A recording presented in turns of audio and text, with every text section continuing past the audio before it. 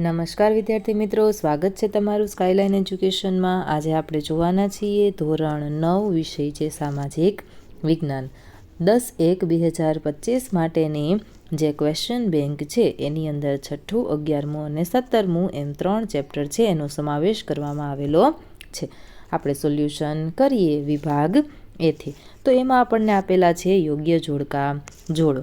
તો એમાં જોડકા જોડીએ તો પહેલું છે બાંગ્લાદેશની સ્વતંત્રતા તો 1971માં, મ્યાનમારની સ્વતંત્રતા 1948માં, ત્રીજું ઇન્ડોનેશિયાની સ્વતંત્રતા 1949, ચોથું સંયુક્ત રાષ્ટ્રોની સ્થાપના તો એમાં આવશે 24 ઓક્ટોબર, પરમાણુ પરીક્ષણ પોખરણમાં થયા હતા, કારગિલ યુદ્ધ છે એની આપણે વાત કરીએ તો 1999, વર્લ્ડ ટ્રેડ સેન્ટર પર હુમલો ક્યારે થયેલો હતો તો 2001માં, જર્મનીની રાજધાની તો આપણે એમાં જવાબ લખીએ બર્લિન શહેર, ભારત ઉપર ચીનનું આક્રમણ તો 1962 અને અમેરિકાના પ્રમુખ બરાક ઓબામાની ભારત મુલાકાત તો એ આવશે 2015, બરાબર, એટલે કે આઈ। ત્યાર પછી આપણને 1-2 વાક્યના સવાલના જવાબ આપેલા છે, બરાબર।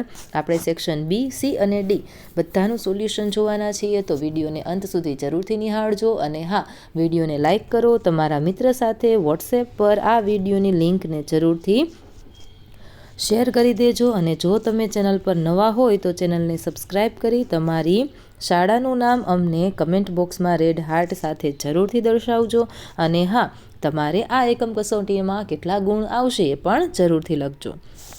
તમારે જો આ પીડીએફ ડાઉનલોડ કરવી હોય તો કમેન્ટ કરો પીડીએફ, અને ટેલિગ્રામ ચેનલ છે એ પણ જોઈન કરી લેજો।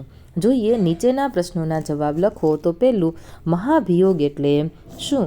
તો સર્વોચ્ચ અદાલત એટલે કે સુપ્રીમ કોર્ટ અથવા તો રાષ્ટ્રપતિ, બરાબર છે। રાષ્ટ્રપતિને પદ પરથી હટાવવાની જે પ્રક્રિયા હોય એને મહાભિયોગ કહેવાય। બીજું, સર્વોચ્ચ અદાલતના ન્યાયમૂર્તિની નિવૃત્તિ વય કેટલા વર્ષની હોય છે? 65। ત્રીજું, સર્વોચ્ચ અદાલત ક્યાં આવેલી છે? તો ન્યૂ દિલ્હી। ચોથું, વડી અદાલતના ન્યાયાધીશને ગુપ્તતાના શપથ કોણ લેવડાવે છે? તો સર્વોચ્ચ રાજ્યના રાજ્યપાલ। પાંચમું, નજીરી અદાલતને બીજા કયા નામે ઓળખવામાં આવે છે? સર્વોચ્ચ અદાલત। છઠ્ઠું, ગુજરાતની હાઈકોર્ટ ક્યાં આવેલી છે? અમદાવાદમાં। સાતમું, વડી અદાલતના ન્યાયાધીશ કોને સંબોધીને રાજીનામું આપે? તો રાષ્ટ્રપતિ। આઠમું, જિલ્લા ન્યાયાધીશ બનવા માટે કેટલા વર્ષનો વકીલાતનો અનુભવ હોવો જોઈએ? 7 વર્ષનો। નજીરી અદાલતના તમારે આ સવાલનો જવાબ છે કમેન્ટ કરવાનો છે, બરાબર છે। ત્યાર પછી 9મું, લોક અદાલતની સૌપ્રથમ શરૂઆત કયા રાજ્યે કરી હતી? ગુજરાત। અને 10મું, જાહેર હિતની અરજી કઈ અદાલતમાં કરી શકાય? હાઈકોર્ટમાં અથવા તો સુપ્રીમ કોર્ટમાં। ચાલો, ત્યાર પછી આપણે જોઈએ વિકલ્પો આપેલા છે। પહેલું, ભારતના જંગલોનું અન્ય નામ તો એમાં આવશે ઓપ્શન ડી। બીજું, નીચેનામાંથી કયા વિસ્તારમાં ઉષ્ણકટિબંધીય કાંટાળા જંગલ જોવા મળતા નથી? એ પશ્ચિમ ઘાટ। ત્રીજું, શંકુદ્રુમ જંગલોમાં જોવા મળતા વૃક્ષો, જવાબ લખો ઓપ્શન સી। ચોથું, નીચેનામાંથી કઈ જોડ સાચી નથી તે શોધો, તો ઓપ્શન ડી। વનસ્પતિની વિવિધતાની દ્રષ્ટિએ વિશ્વમાં ભારતનું સ્થાન કેટલામું છે? તો 10મું। ત્યાર પછી આપણે જોઈએ ખાલી જગ્યા પરથી વિકલ્પો આપેલા છે। પંજાબ અને હરિયાણા વચ્ચે ખાલી જગ્યાએ જ વડી અદાલત છે, ઓપ્શન બી। બીજું, રાજ્યના પ્રત્યેક જિલ્લાની દીવાની અદાલતોને ખાલી જગ્યા રૂપિયા સુધીના દાવાઓ તો એની અંદર જવાબમાં આપણે લખીશું 1 લાખ। ત્રીજું, ન્યાયતંત્રમાં મધ્યમાં ખાલી જગ્યા અદાલત આવેલી છે, વડી। ચોથું, સર્વોચ્ચ અદાલતના ન્યાયાધીશને દૂર કરવા માટે 2/3 બહુમતી જોઈએ, બરાબર છે। ગ્રાહકોની ફરિયાદ નિવારણ માટે કઈ સંસ્થા? તો કે ગ્રાહક ફોરમ। ખૂબ જ સરળ સવાલો આપેલા છે, ઓકે। વિભાગ બી સુધી જે વિદ્યાર્થી મિત્રો પહોંચી ગયા હોય એ ફટાફટ વિડીયોને લાઇક કરો, તમારા મિત્ર સાથે શેર કરો, ઓકે। અને આ ચેનલને સબસ્ક્રાઈબ કરવાનું ભૂલશો નહીં. પહેલું છે, ક્યુબાની કટોકટીને ઠંડા યુદ્ધના અંતના પ્રારંભ તરીકે ઓળખવામાં આવે છે. તો ચાલો જવાબ લખીએ. તો તમે અહીં લેખિતમાં જવાબ જોઈ શકો છો. ઈસવીસન 1961-62 દરમિયાન અમેરિકાએ તેને દક્ષિણ પશ્ચિમે આવેલા સામ્યવાદી દેશ ક્યુબાની નાકાબંધી કરી. અમેરિકા સંભવિત લશ્કરી આક્રમણ સામે ક્યુબાની સલામતી માટે સોવિયત યુનિયને પરમાણુ શસ્ત્રોની સજ્જ મિસાઇલો ભરેલા વહાણો કેરેબિયન સમુદ્ર તરફ રવાના કર્યા. બરાબર. વિશ્વની બંને મહાસત્તાઓએ એકબીજા પર પરમાણુ શસ્ત્રોનો ઉપયોગ કરવાની ધમકી આપી. વિશ્વમાં પરમાણુ યુદ્ધની પરિસ્થિતિ ઊભી થઈ.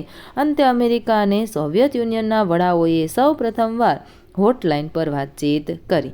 પરિણામે બંનેએ પોતાના વહાણ પાછા વાળી લીધા. અમેરિકાએ ક્યુબા સામે ગોઠવેલા પરમાણુ શસ્ત્રોવાળા મિસાઇલો ઉતારી લીધા. પરિણામે બંને દેશો વચ્ચે યુદ્ધની ઘટના ટળી ગઈ અને આને કહેવાય ક્યુબાની કટોકટી. ઓકે, ખૂબ જ મોટા સવાલો છે, તો તમે સ્ક્રીન પર જોઈ અને જવાબ લખી શકો છો. બિનજોડાણની નીતિ એટલે શું? અહીં જવાબ લખેલો છે. બરાબર. ત્યાર પછી ત્રીજો સવાલ આપેલો છે, સંયુક્ત રાષ્ટ્રસંઘના હેતુઓ જણાવો. ખૂબ જ સરળ સવાલ છે. તો ચાલો આપણે જોઈએ. શાંતિ અને સલામતી રાખવી, શાંતિને અવરોધતા હોય એવી બાબતોને દૂર કરવાની, આત્મનિર્ણય અને સમાન હકના પાયા પર આપણે વિશ્વ ઊભું કરવાનું છે, જાતિ, ભાષા, લિંગ ઉપર ભેદભાવ કરવાનો નથી. ચોથું, ભારત અને રશિયા વચ્ચે ગાઢ મૈત્રીભર્યા સંબંધો રહ્યા છે, વિધાન સમજાવો. તો અહીં લખેલો છે જવાબ. ત્યાર પછી જોઈએ આગળ.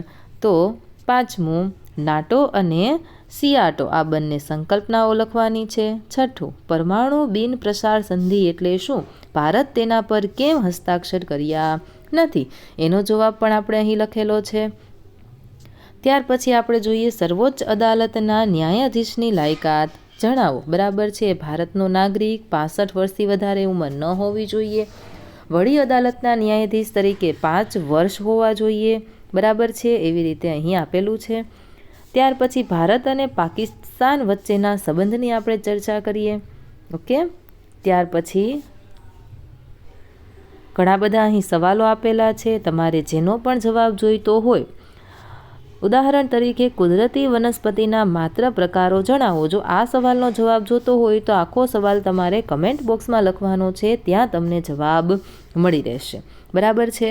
ત્યાર પછી છે સેક્શન સી, લોક અદાલતો આકર્ષણનું કેન્દ્ર બની છે.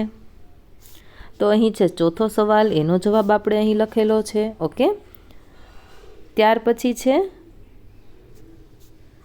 એના પછી આગળ જોઈએ આપણે, ન્યાયતંત્રને અલગ રાખવાની સ્વતંત્રતાની વાત કરેલી છે. બરાબર. છઠ્ઠા સવાલમાં એનો પણ જવાબ આપણે અહીં લખેલો છે.